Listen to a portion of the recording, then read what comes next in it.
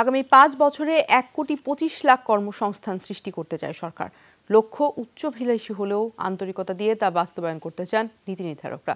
বাণিজ্যমন্ত্রী বলছেন, দেশে বিদেশে চাহিদা অনুযায়ী কর্মপরিকল্পনা নিয়ে বিশাল কর্মসংস্থান সৃষ্টি করা হবে। করণীয় নির্ধারণে শিগগির বড় ও মাঝারি উদ্যোক্তাদের সাথে বৈঠকের কথা জানান টিপু মুন্সি। সহকর্মী সুশান্ত সিনহাকে দেওয়া সাক্ষাৎকারে তিনি এইসব কথা জানান। বিশ্ববাজারে তৈরি পোশাক রপ্তানিতে দ্বিতীয় অবস্থানে বাংলাদেশ, যদিও দ্বিতীয় ও প্রথমের মধ্যে রপ্তানি আয়ের ফারাক বিশাল। শ্রমঘন এই শিল্পে উচ্চ মূল্যের পণ্য তৈরির পাশাপাশি আরও বেশি কর্মসংস্থানের সুযোগ আছে।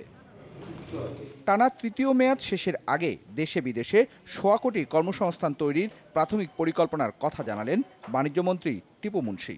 নতুন এমপ্লয়মেন্ট সৃষ্টি করে আমাদের মাননীয় প্রধানমন্ত্রী বলেছেন যে 1,25,00,000 নতুন এমপ্লয়মেন্ট সৃষ্টি করবেন। এমপ্লয়মেন্ট ক্রিয়েট করতে হলে ইন্ডাস্ট্রিয়াল ডেভেলপমেন্ট, তাছাড়া আমরা আশা করছি যেমন পদ্মা ব্রিজটা হয়ে গেলে পরে এই অঞ্চলটাতেও একটা বড় ধরনের উন্নতির ছোঁয়া লাগবে, ব্যবসা প্রসারিত হবে। ডিজিটাল দিকটা দেখা হচ্ছে, সেটাও অনেকখানি এগোচ্ছে। আগামী 5টা বছর আসলে প্রাইম সময়। এই 10টা বছর যদি ধরি আমরা, আমাদের বুনিয়াদ শক্ত হয়েছে, আমরা একদম বিগ গোর জন্য তৈরি হয়ে আছি।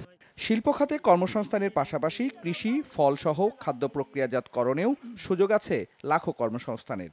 আছে মালয়েশিয়া, সিঙ্গাপুর, মধ্যপ্রাচ্য সহ বিশ্ববাজারে কর্মী প্রেরণের।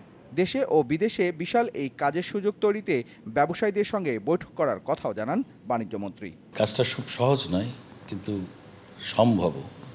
সেই লক্ষ্যে কাজ করতে হবে। আমি একদম, যেহেতু আমি একই সাথে রাজনীতি থেকে এসেছি, একই সাথে ব্যবসার সাথেও জড়িত, যার জন্য মনে করি এই দিকটা আমরা চেষ্টা করলে পরে দৃষ্টিভঙ্গিটা রাজনৈতিকভাবে যে আমরা এটা করতে চাই, আর ব্যবসায়ী অভিজ্ঞতা, বিজনেস গ্রুপগুলোর সাথে সুসম্পর্ক, নতুন এন্টারপ্রেনারদেরকে এগিয়ে দেওয়া পজিটিভলি, আর বিদেশি ইনভেস্টমেন্টটাকেও ওয়েলকাম করতে হবে।